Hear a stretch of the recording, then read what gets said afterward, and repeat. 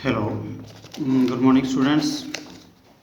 देखिए, आज हम पढ़ेंगे चैप्टर नंबर थर्ड, यानी कि जो तीसरा चैप्टर है हमारा, आज उसको पढ़ेंगे हम। बहुत ही इंटरेस्टिंग और बहुत ही इजी चैप्टर है, इसको लास्ट तक वीडियो को देखते रहें। देखिए, जो चैप्टर नंबर 3 है उसका नाम है, चैप्टर का नाम है दो चर वाले रैखिक समीकरण। देखिए, हम रैखिक के बारे में पढ़ चुके हैं। समीकरण क्या होती है जिसके बराबर में जीरो या कोई डिजिट्स आ जाता है उसको समीकरण बोलते हैं। और रैखिक का मतलब होता है लीनियर, यानी कि जहाँ पर एक्स या वाई जो भी वेरिएबल दिया हुआ है उस वेरिएबल की पावर एक हो। यानी कि हम यहाँ पर पढ़ेंगे जैसे एक्स वाई के अंदर इक्वेशन दी हुई हो, एस और टी के अंदर इक्वेशन दी हुई हो, यू और वी के अंदर इक्वेशन दी हुई, यानी कि टू वेरिएबल मिलेंगे। वेरिएबल का मतलब होता है चर पद, यानी कि दो चर पद, इनको हम चर पद बोलते हैं। जैसे मैंने लिख दिया x plus y is equal to 5, तो ये क्या है हमारे पास एक लीनियर इक्वेशन है। लीनियर क्यों है? क्योंकि इसकी पावर एक है सबसे ज़्यादा, और टू वेरिएबल की है क्योंकि इसके अंदर एक्स और वाई। यदि मैं लिखूं 3s plus 2t is equal to 5, तो ये भी हमारे पास है लीनियर इक्वेशन इन टू वेरिएबल है, यानी कि दो चर वाली रैखिक समीकरण है, क्योंकि इसके अंदर s और t दो चर पद हैं और इसकी पावर क्या है, वो एक है। जिसकी पावर एक हो, सबसे बड़ी घात जिसकी शक्ति एक हो, उसको हम बोलेंगे रैखिक। और दो चर का मतलब है जिसके अंदर x y s t u v a b, यानी कि दो वेरिएबल हम माने या उसकी इक्वेशन के अंदर दिए हुए हों। तो डियर देखें, चैप्टर नंबर जो 3 है इसमें दो चर वाली जो इक्वेशन है, यानी कि जैसे मैंने लिख दिया x plus y is equal to 3, x minus y is equal to 5, जैसे ये हमारे पास फर्स्ट इक्वेशन है, ये सेकंड। तो पूरे चैप्टर के अंदर इस प्रकार की इक्वेशन हमारे को मिलेगी और उन इक्वेशनों को सॉल्व करने के लिए हम मेथड पढ़ेंगे इस चैप्टर के अंदर। तो हम यहाँ पर इस प्रकार की इक्वेशन को सॉल्व करने के लिए 4 मेथड पढ़ेंगे, जिनमें से जो फर्स्ट है हमारा वो है आलेखीय विधि। आलेखीय विधि को हम बोलेंगे ग्राफिकल मेथड। क्लियर? सेकंड है हमारे पास जो दूसरी विधि है वो है प्रतिस्थापन।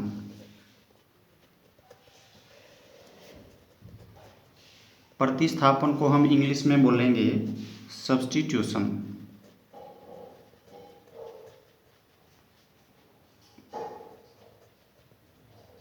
मेथड। और थर्ड है हमारे पास विलोपन विधि। विलोपन विधि, विलोपन विधि को बोलेंगे एलिमिनेशन मेथड। और फोर्थ है हमारे पास वज्र गुणन विधि, यानी कि क्रॉस मल्टीप्लिकेशन मेथड। तो देखिए डियर्स, आज हम ये 4 विधियां पढ़ेंगे। पूरे चैप्टर के अंदर ये 4 विधियां हैं। आलेखीय विधि, यानी कि इस विधि में हम क्या करते हैं, ग्राफ के ऊपर क्वेश्चन बनाते हैं और ग्राफ के ऊपर क्वेश्चन बना के हम उसको एक्स और वाई की वैल्यू फाइंड आउट करते हैं। किस प्रकार की इक्वेशन की? लीनियर इक्वेशन की इन टू वेरिएबल। और जो प्रतिस्थापन विधि है इसमें हम वैल्यू को प्रतिस्थापन, जैसे कि नाम से पता है, प्रतिस्थापन का मतलब होता है एक समीकरण की वैल्यू दूसरी समीकरण में पुट करते हैं। और तीसरा है विलोपन विधि, एलिमिनेशन मेथड। इसमें से एक समीकरण को हम एलिमिनेट करते हैं और उसके बाद एक्स और वाई की वैल्यू हम फाइंड आउट करते हैं। वज्र गुणन विधि, यानी कि क्रॉस मल्टीप्लिकेशन। क्रॉस का मतलब है क्रॉस मल्टीप्लिकेशन, यानी कि आर पार गुणा करना। आर पार गुणा विधि के द्वारा हम इक्वेशन को सोल्व करेंगे। तो डियर देखिए, 4 विधियां हैं, इन 4 विधियों को हमने अच्छी प्रकार से देख लेना है। ये 4 विधियां हम सोल्व करेंगे। तो आइए आज हम फर्स्ट विधि पढ़ते हैं। पहला जो मेथड है हमारा आलेखीय विधि। आलेखीय विधि से किस प्रकार से क्वेश्चन को सोल्व किया जाता है और ग्राफिक मेथड क्या है हमारे पास, काफ़ी अच्छी विधि है, चारों मेथड काफ़ी इंपॉर्टेंट हैं, पेपर के अंदर क्वेश्चन आ जाता है। तो इस पूरे चैप्टर में हम दो प्रकार के ही क्वेश्चन पढ़ेंगे। एक तो वो पढ़ेंगे जिसमें इक्वेशन बनी हुई है, हमारे पास इक्वेशन दी मिलेगी, उसको सोल्व करना है किसी भी इनमें से एक मेथड से। और दूसरा हम पढ़ेंगे जिसमें हमने इक्वेशन बनानी है, यानी कि जिनको हम प्रॉब्लम वाले क्वेश्चन बोलते हैं, जैसे दिया मिलेगा कि राम की आयु इतनी है, श्याम की आयु इतनी है, तो इस प्रकार की रकम हमारे को क्वेश्चन मिलेंगे, उसको हम पहले इक्वेशन में कन्वर्ट करेंगे, फिर उसके ऊपर हम इनमें से कोई भी मेथड लगाएंगे।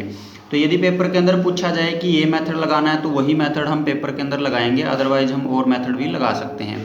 और यदि पेपर के अंदर ये पूछा जाए कि सोल्व द लीनियर इक्वेशन, तो हम फिर उसको सोल्व करेंगे, चाहे हमारे पास कोई भी मेथड उसके अंदर हो, तो हम उसी मेथड से उस इक्वेशन को सोल्व करने का काम करेंगे। तो देखिए डियर, आज हम पढ़ते हैं आलेखीय विधि, ग्राफिक मेथड। तो ग्राफिक मेथड फर्स्ट एक्सरसाइज लेते हैं हम। फर्स्ट एक्सरसाइज का जो फर्स्ट क्वेश्चन है वो है हमारे पास, देखिए मैं रकम लिख लेते हैं। आफताब अपनी पुत्री से कहता है, पुत्री से कहता है 7 वर्ष पूर्व मैं तुमसे 7 गुनी आयु का था। Aftab tales his daughter 7 year ago, 7 साल पूर्व मतलब होता है एगो, 7 ईयर एगो 7 साल पहले, I was 7 time old age you, यानी कि मैं तुमसे 7 गुनी आयु का था। अब से 3 वर्ष बाद मैं तुमसे केवल 3 गुनी आयु का रह जाऊंगा। अब से 3 वर्ष बाद, यानी कि 3 year from now, 3 year from now, अब से 3 वर्ष बाद, I shall be 3 time as well as you, यानी कि मैं तुमसे 3 गुनी आयु का रह जाऊंगा। देखें, ये कोई ज़रूरी नहीं है कि इसको ग्राफिक मेथड से ही क्वेश्चन को पूछा जाए पेपर के अंदर। ये एक रकम हमारे को दी मिलेगी, क्वेश्चन दिया मिलेगा और बोल देंगे इसको सोल्व करें, तो अब तब हमारी मर्जी है कि हम इसके अंदर कोई भी मेथड लगा सकते हैं। लेकिन अब हम सिर्फ ग्राफिक मेथड से इसको पढ़ेंगे पहले एक्सरसाइज के हिसाब से, फिर हम जब पूरे चैप्टर का रिवीजन करेंगे तो हम मिक्स कर सकते हैं। देखें, आफ्ताब ने अपनी पुत्री से कहा 7 वर्ष पूर्व मैं तुमसे 7 गुनी आयु का था। क्लियर? तो हम क्या मानेंगे, हमने जो निकालना होता है हम उसको मानेंगे। हमने आफ्ताब की आयु निकालनी है तो हम लिखेंगे माना आफ्ताब की वर्तमान आयु इज इक्वल टू x वर्ष। लेट, देखिए दोनों मीडियम में पढ़ेंगे हम, हिंदी और English. Let the present age of Aftab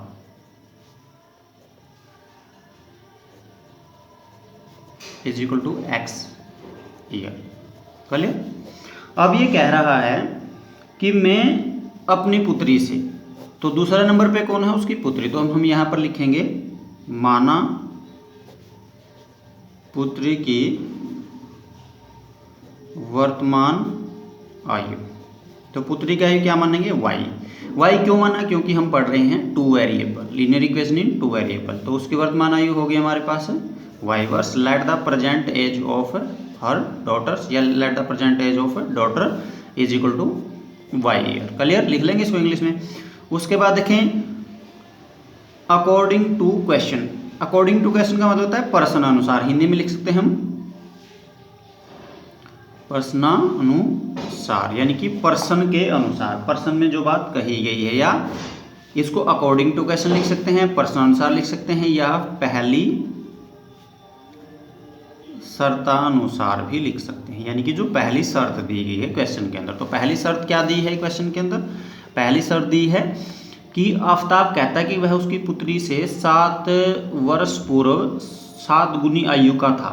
तो हम लिखेंगे, देखें 7 वर्ष पूर्व, 7 वर्ष पूर्व आफताब की आयु, आफताब की आयु क्या होगी? आज आफताब x वर्ष का, तो 7 साल पहले, पहले है तो माइनस करेंगे। मान के चलो आज आफताब 20 साल का है, तो 7 साल पहले कितने का था? 20 में से 7, क्लियर? तो ऐसे ही आज आफताब x का है तो 7 साल पहले x माइनस 7 का था, तो कितने का हुआ? इतने वर्ष का हुआ। x में 7 माइनस तो हो नहीं सकता, ऐसे लिखेंगे इक्वेशन को। और 7 वर्ष पूर्व पुत्री की आयु कितनी हुई? पुत्री की आयु हुई y माइनस 7 वर्ष, क्लियर? अब कहता है आफताब x माइनस 7, जो आफताब है वो उसकी पुत्री का y माइनस 7 का 7 गुना हो जाएगा, क्लियर? आफताब की आयु उसकी पुत्री की आयु की 7 गुना हो जाएगी, तो इसलिए हम बराबर का निशान लगाएंगे बीच में, हो जाएगी। तो इसको सोल्व कर दें, x माइनस 7 के अंदर गुणा कर दें, 7y माइनस के 7 और 7 की गुणा 49 हो गई है। तो xy वालों को एक साइड ले लें, x 7y को इस साइड ले आएंगे, माइनस 7y हो गया है। उस साइड हमारे पास माइनस 49 है, इस 7 को साइड लेके जाएंगे, प्लस के 7 हो गया है। तो x माइनस 7y, उस साइड कितना बच गया हमारे पास? 49 में से 7 को घटा देंगे, ये हमारे पास आ जाएगा माइनस के 42, क्लियर? ये इक्वेशन फर्स्ट हो गई, ओके। अब ऐसे ही सेकंड कंडीशन, तो अकॉर्डिंग टू क्वेश्चन लिखें, प्रश्नानुसार लिखें या पहली दूसरी शर्तानुसार लिखें। तो उसमें क्या कहा गया है? अब से 3 वर्ष बाद में तुमसे केवल 3 गुनी आयु का रह जाऊंगा, यानी कि 3 वर्ष बाद आफताब की आयु, आफताब की आयु, तो 3 वर्ष बाद आफताब की आयु कितनी होगी? x plus 3। देखें जहां पर पूर्व शब्द या पहले शब्द आता है तो उसको हम करेंगे माइनस, जहां पर बाद और पश्चात आता है उसके लिए हम करेंगे प्लस, क्लियर? तो x प्लस 3 वर्ष, और 3 वर्ष पूर्व पुत्री की आयु कितनी हो जाएगी? वो हो जाएगी y प्लस 3, क्योंकि y प्रेजेंट में है, तो 3 वर्ष बाद y प्लस।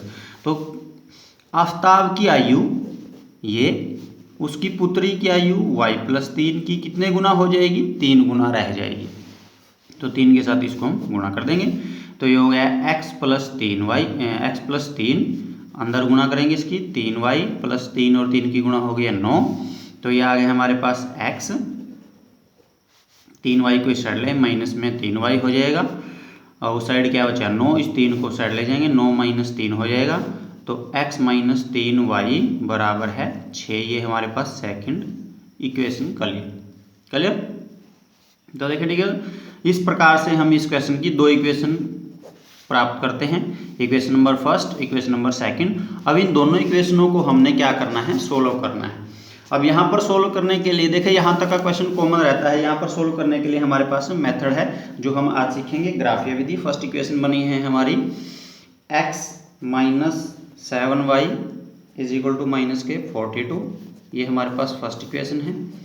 और सेकंड इक्वेशन आई है हमारे पास x minus 3y is equal to 6, ये हमारे पास सेकंड इक्वेशन आई, क्लियर?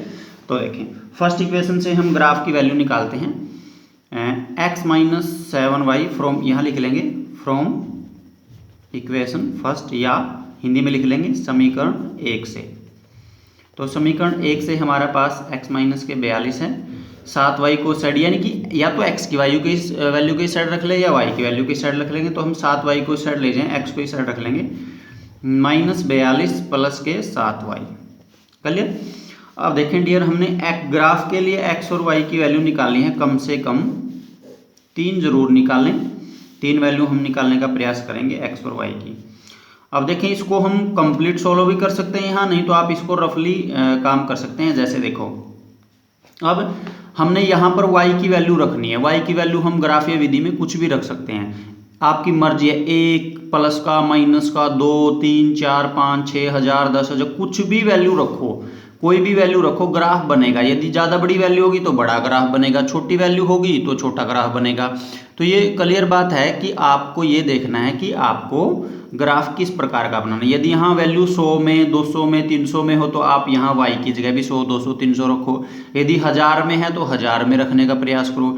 यदि छोटी है तो छोटी रखो, यानी कि ऐसी वैल्यू रखो y की जगह जिससे कि हमारा मान x का छोटे से छोटा आए और y का भी छोटे से छोटा आए। अब देखो यहाँ हम y की जगह यदि हम 700 रख देंगे, यदि हम 100 रख देंगे तो यहाँ 700 हो जाएगा, ठीक है। और 700 में से फिर हम 42 को माइनस करेंगे तो वो तो बड़ी वैल्यू होगी, फिर ग्राफ भी बड़ा बनाना पड़ेगा हमें। तो हम क्या करेंगे, यहाँ y की जगह ऐसी वैल्यू रख देंगे, जैसे हम y की जगह रख देते हैं 6। अब देखो यहाँ इसको रफली कर लेंगे, यहाँ लिखेंगे हम x is equal to -42 plus 7 गुणा 6।